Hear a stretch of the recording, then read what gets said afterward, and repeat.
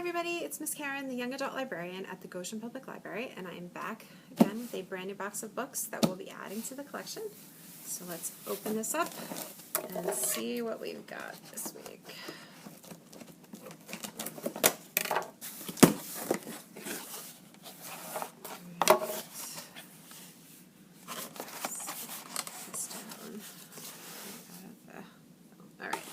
So the very first book that we have in this box is called Something Happened to Allie Greenleaf, and this is by Haley Kreischer. All right, it looks like a mystery, maybe suspense. Not really sure. Let's see. Allie Greenleaf and Blythe Jensen couldn't be more different. Allie is smart. Allie is sweet, bitingly funny, and just a little naive. Blythe is beautiful, terrifying, and the most popular girl in school. They've never even talked to each other until a party when Allie decides that she'll finally make her move on Sean Nessel, her longtime crush and the soccer team's superstar. But Sean pushes Allie farther than she wants to go. When she resists, he rapes her. Blythe sees Allie when she runs from the party. Everyone sees her, and Blythe knows something happened with Sean. She knows how he treats girls. Even so, she's his best friend, his confidant. When he begs her to help him, she can't resist. So Blythe befriends Allie in her attempt to make things right with Sean, bringing Allie into a circle of ruthless popular girls and sharing her own dark secrets. Despite the betrayal at the heart of their relationship, they see each other in a way that no one has ever seen them before. In her searing, empowering debut novel, Haley Kreischer tells the story of what happened that night and how it shaped Allie and Blythe forever. Both girls are survivors in their own ways, on their own terms, and while their friendship might not be built to last, it's one that helps each of them find a way forward. So it's realistic fiction, friendship, but there is definitely a serious element to this one. So if you're looking for a more serious book, check out Something Happened to Allie Greenleaf by Haley Kreischer. Next we have Where We Are by Allison McGee. And this one doesn't really tell us that much from the cover, but let's see what it's about. Micah is a boy who loves food, fire spinning, and cooking for Sesame. Sesame is a girl who loves poetry, dumplings, and finding poems for Micah. Together they make plans. Micah will save his parents from a cult leader who proclaims himself the prophet. Sesame, whose grandmother died recently, will no longer have to make her way through the world alone. Together, this seems easy. Then Micah is gone. Apart, Micah is a boy in trouble. Apart, Sesame is a girl alone in the world. Apart, everything seems hopeless. But it is when they are apart that they have the most faith in each other. Can that faith be their salvation? So, probably realistic fiction. Sounds like these are two troubled kids who are trying to help each other, and what happens when they're apart. So let's see what else we have. Oh, this one looks a little bit scary. Some Kind of Animal by Maria Ramasco Moore. It definitely looks like it could be suspense, maybe horror. Jo lives in the same tiny Appalachian town where her mother disappeared 15 years ago. Everyone knows what happened to Jo's mom. She was wild, and bad things happen to girls like that. Now people are starting to talk about Jo. She's barely passing her classes and falls asleep at her desk every day. She's following in her mom's footsteps. Jo does have a secret. It's not what people think, though. Not a boy or a drug habit. Jo has a twin sister. Jo's sister is not like most people. She lives in the woods, catches rabbits with her bare hands, and eats them raw. Night after night, Jo slips out of her bedroom window and meets her sister in the trees, and together they run fearlessly. The thing is, no one's ever seen Jo's sister, so when her twin attacks a boy from town, everyone assumes that it was Jo, which means Jo has to decide, does she tell the world about her sister, or does she run? So, Jo's sister sounds like she might be trouble. So, Some Kind of Animal. Sounds like kind of a horror story, mystery, but if that's that's your thing, you might want to check it out. All right, let's see what else we have. We have a graphic novel next. This is Beast Boy from Teen Titans by Cami Garcia and Gabriel Piccolo. So if you are a Teen Titans fan and you like graphic novels, you might want to check out Beast Boy. Some of the pictures. Let's see. Garfield Logan has spent his entire life being overlooked. Even in a small town like Eden, Georgia, the 17-year-old with green streaks in his hair can't find a way to stand out. And the clock is ticking. Senior year is almost over. If Gar doesn't find a way to impress the social elite at Bull Creek High, he will never know what it's like to matter. Gar's besties, Stella and Tank, don't understand why he cares what other people think, and they miss their funny, pizza-loving, video game obsessed friend. Then Gar accepts a wild dare out of the blue. It impresses the popular kids, and his social status soars. But other things are changing too. Gar grows 6 inches overnight, his voice drops, and suddenly he's stronger and faster. He's finally getting everything he wanted, but his newfound popularity comes at a price. Gar has to work harder to impress his new friends. The dares keep getting bigger, and the stakes keep getting higher. When Gar realizes the extent of his physical changes, he has to dig deep and face the truth about himself and the people who truly matter before his life spirals out of control. So check out Beast Boy, part of the Teen Titans series. Some more, get the inside pictures. Right, next we have Watch Over Me by Nina LaCour. And that is an interesting hairstyle on the cover. So this could be an interesting book. Also has that same picture on the inside flap, which is kind of fun. Mila is used to being alone. Maybe that's why she said yes. Yes to a second chance in this remote place among the flowers and the fog and the crash of waves far below. But she hadn't known about the ghosts. Newly graduated from high school, Mila has aged out of the foster care system. So when she's offered a teaching job and a place to live on an isolated part of the Northern California coast, she immediately accepts. Maybe she will finally find a new home, a real home. The farm is a refuge, but it's also haunted by the past, and Mila's own memories are starting to rise to the surface. So this has ghosts, and starting over, and finding your way. So it sounds like it's got all sorts of fun things in it. So it's Watch Over Me by Nina LaCour. Let's see what's next. We have Sia Martinez and the Moonlit Beginning of Everything by Raquel Vasquez Gilliland. So this looks like it could be fantasy, maybe, or maybe not. Let's see. It's been 3 years since ice raids and phone calls from Mexico and an ill-fated walk across the Sonoran. 3 years since Sia Martinez's mom disappeared. She wants to move on, but it's hard in her tiny Arizona town where people refer to her mom's deportation as an unfortunate incident. Sia knows that her mom must be dead, but every new moon, Sia drives into the desert and lights St. Anthony and La Guadalupe candles to guide her mom home. Then one night, under 1,000,000 stars, Sia's life and the world as she knows it cracks wide open because a blue-lit spacecraft crashes in front of Sia's car, and it's carrying her mom, who's very much alive. As Sia races to save her mom from armed, quite possibly alien soldiers, she uncovers secrets as profound as they are dangerous in this stunning, genre-bending exploration of first love, family, immigration, and our vast, limitless universe. So I was not expecting that, but this is in fact possibly about aliens. So if you like a good alien story that may be realistic fiction, also check out Sia Martinez and the Moonlit Beginning of Everything.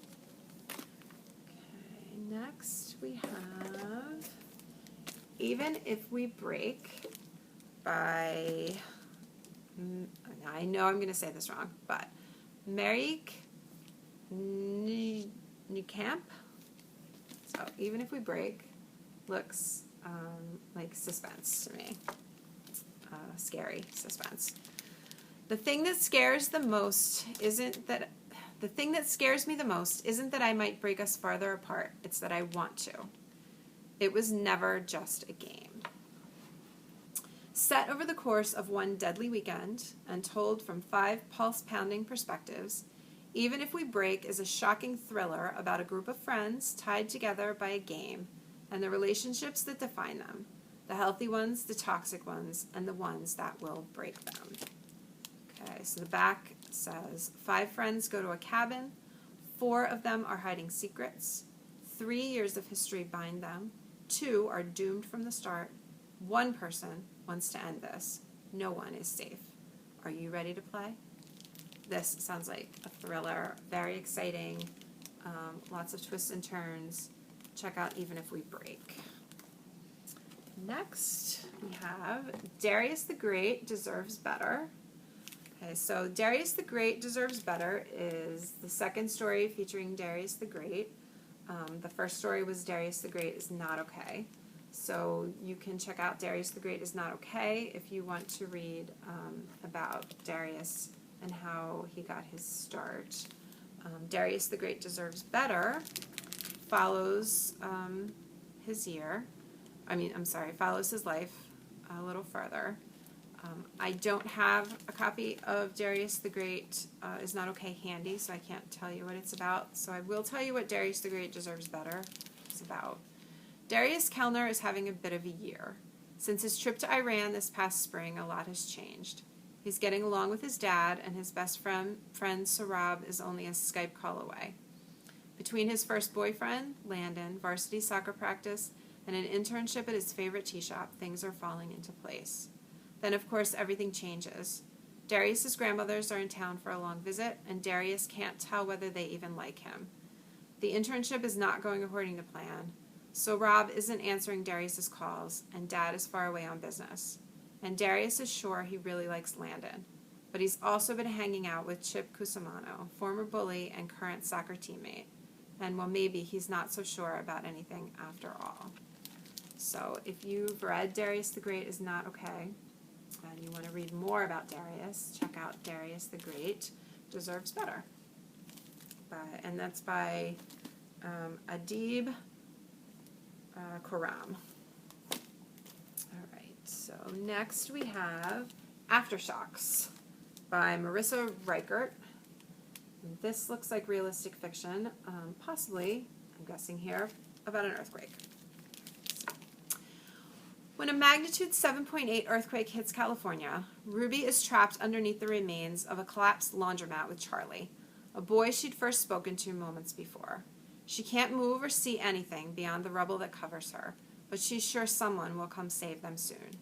As the hours and days tick by, Ruby only has Charlie's voice and her memories to keep her company. She thinks of her mom, who she'd fought with before she left for the laundromat, and her friend Mila, who's spiraling more and more out of control, and her boyfriend Leo, and her water polo team, and the future she'd planned out for herself, which may all be lost in the rubble. Okay, so this is about an earthquake. It's about a girl who's trapped and only has a stranger for comfort. So this is probably exciting, scary, and maybe even a little bit heartwarming. Check it out. All right, next we have Dear Justice by Nick Stone. See that? This is another one by Nick Stone, who also wrote Dear Martin. Not a continuation, though. This is a new story, Dear Justice. Dear Justice, how did you do it? We grew up in the same area, went to the same elementary and middle school, even had a class or two together. Why'd we turn out so different? Vernal Laquan Banks and Justice McAllister grew up a block apart in the southwest Atlanta neighborhood of Wynwood Heights. Years later, Justice walks the illustrious halls of Yale University, and Quan sits behind bars at the Fulton Regional Youth Detention Center. Through a series of flashbacks, vignettes, and letters to Justice, the protagonist of Dear Martin, Quan's story takes form. Troubles at home and misunderstandings at school give rise to police encounters and tough decisions. But then there's a dead cop and a weapon with Quan's prints on it. What leads a bright kid down the road to a murder charge? Not even Quan is sure. So you might want to check out Dear Justice. This is certainly very timely, very relevant to the world that we're living in right now. Dear Justice is by Nick Stone. Okay, and the next book we have is called The Bridge. And The Bridge is by Bill Konigsberg. All right, and I don't know, realistic fiction maybe? Let's see.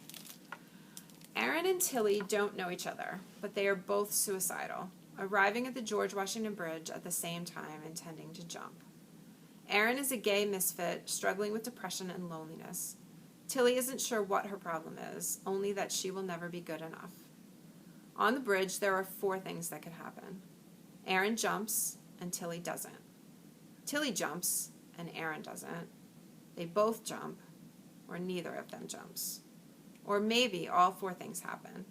This astonishing and insightful novel from Bill Konigsberg, which plays the story out all 4 ways, explores with complete honesty what it feels like to want to die and what it takes to live. So this is realistic fiction, but it's also sort of speculative because it takes a premise and it follows it through 4 different ways. So there are 4 different things that could happen. They both jump, neither of them jump, or one jumps and not the other. And this tells us what happens for each of the 4 scenarios. So it sounds like a pretty interesting look at suicide and what happens in the moment and in the aftermath. The Bridge by Bill Konigsberg. Okay, next we have The Glass Queen by Gina Showalter. And this is the sequel to a book called The Evil Queen, which is also by Gina Showalter. So I'm going to tell you what The Evil Queen is about, so I don't spoil what happens. So if you haven't read The Evil Queen yet, and you want to read them both, you can do that. So The Evil Queen. Welcome to the forest of good and evil, a dream come true and a living nightmare. Far, far away in the realm of Enchantia, creatures of legend still exist. Magic is the norm and fairy tales are real. Except fairy tales aren't based on myths and legends of the past, they are prophecies of the future. Raised in the mortal realm, Everly Morrow has no idea she's a real-life fairy tale princess, until she manifests an ability to commune with mirrors. Look, see, what will one peek hurt? Soon, a horrifying truth is revealed. She is fated to be Snow White's greatest enemy, the Evil Queen. With powers beyond her imagination or control, Everly returns to the land of her birth. There she meets Roth Charmaine, the supposed Prince Charming. Their attraction is undeniable, but their relationship is doomed. As the prophecy unfolds, Everly faces one betrayal after another, and giving in to her dark side proves more tempting every day. Can she resist, or will she become the queen and villain she was born to be? The battle between good and evil is on. So this is the first book, The Evil Queen, and this is the sequel, The Glass Queen, by Gina Showalter. So if you want to check those out, you can take this one out first and this one out next. If you've already read this one will be available very, very soon. Okay, next we have a brand new one from Marie Lu. Marie Lu has written lots and lots of YA books, including The Kingdom of Back, the Warcross series, the Legend series, the Young Elites trilogy, and this is a brand new series from her called Sky Hunter. In a world broken by war, a team of young warriors is willing to sacrifice everything to save what they love. The Kerensa Foundation has conquered a dozen countries, leaving Mara as one of the last free nations in the world. Refugees flee to its borders to escape a fate worse than death, transformation into mutant war beasts known as ghosts, creatures the Federation then sends to attack Mara. The legendary strikers, Mara's elite fighting force, are trained to stop them. But as the number of ghosts grows and Kerensa closes in, defeat seems inevitable. Still, one striker refuses to give up hope. Robbed of her voice and home, Talon Kanami knows firsthand the brutality of the Federation. Their cruelty forced her and her mother to seek asylum in a country that considers their people repugnant. She finds comfort only with a handful of fellow strikers who have pledged their lives to one another and who are determined to push Carenza back at all costs. When a mysterious prisoner is brought from the front, Talon senses there's more to him than meets the eye. Is he a spy from the Federation? Or could he be the weapon that will save them all? So this is an exciting new fantasy series from Marie Lu. First book, Sky Hunter, is available right now. All right, we have a few more in here. The next one is The Memory of Babel by Christelle Dabos. This is the third book in the Mirror Visitor series. So that series starts with A Winter's Promise and continues with The Missing of Claire de Lune. So I will tell you about the first book, A Winter's Promise, so I don't spoil it. I don't want to tell you about The Memory of Babel until you've read the first two. So A Winter's Promise says, a mix of awkward misfit and misunderstood genius, Ophelia cares little about appearances or other people's opinions of her. She possesses two special gifts, an unrivaled talent for reading the past of objects and the ability to travel through mirrors. Her peaceful, if somewhat dull existence on the Ark of Anima is interrupted when she is promised in marriage to Thorn, a taciturn and influential member of the powerful clan from a distant Ark, the cold and icy pole. Ophelia must follow her fiancé to the towering city of Cité Celeste, where nobody can be trusted. There, in the company of her inscrutable future husband, Ophelia slowly realizes that she is a pawn in a political game that will have far-reaching ramifications, not only for her, but for her entire world. So this is, like I said, the first book in the Mirror Visitors trilogy. And Ophelia can walk through mirrors, which sounds like kind of an interesting ability. So if you're interested in reading The Memory of Babel, read The Mirror Visitor, A Winter's Promise first, and The Missing of Claire de Lune second, and then check out The Memory of Babel. Okay, what else? We've got two more books in our box. The next one is The Silvered Serpents by Roshani Chokshi. This is the second book in the Gilded Wolves series. Unfortunately, the Gilded Wolves is checked out, so I can't show you the Gilded Wolves. I don't want to tell you about the Silvered Serpents, the Silvered Serpents, because I do not want to ruin the Gilded Wolves for you. But if you have read that one, you're going to want to check out the second one, The Silvered Serpents. If you haven't read it, we have it here. You can check it out. So if you have questions about this one, reach out to me and I'll tell you about it. But I don't want to spoil it, so I'm not going to tell you what this one's about. All right, our last book in our box is Fable by Adrienne Young. Let's see, Fable is about, says, welcome to a world made dangerous by the sea and by those who wish to profit from it, where a young girl must find her place and her family while trying to survive in a world built for men. For 17-year-old Fable, the daughter of the most powerful trader in the Narrows, the sea is the only home she has ever known. It's been 4 years since the night she watched her mother drown during an unforgiving storm. The next day, her father abandoned her on a legendary island filled with thieves and little food.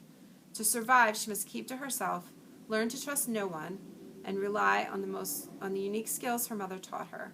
The only thing that keeps her going is the goal of getting off the island, finding her father, and demanding her rightful place beside him and his crew. To do so, Fable enlists the help of a young trader named West to get her off the island and across the Narrows to her father.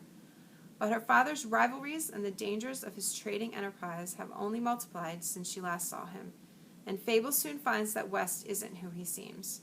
Together, they will have to survive more than the treacherous storms that haunt the Narrows if they're going to stay alive. So this is romance, adventure, survival, all that wrapped up into one. This is Fable by Adrienne Young. And that is the last book in our brand new box. So if any of these books sound interesting to you, you can reserve them online on the catalog. You can give me a call and I will put them on hold for you here. Or you can come in and check them out. The library is open close to our regular hours, so I hope that you guys will come in and see what we have new on our shelves. We have lots of great stuff to read and to check out. I hope school is going well and you're all enjoying getting back into that and the good fall weather that we've been having. And I hope you have something great to read. And I will see you again soon.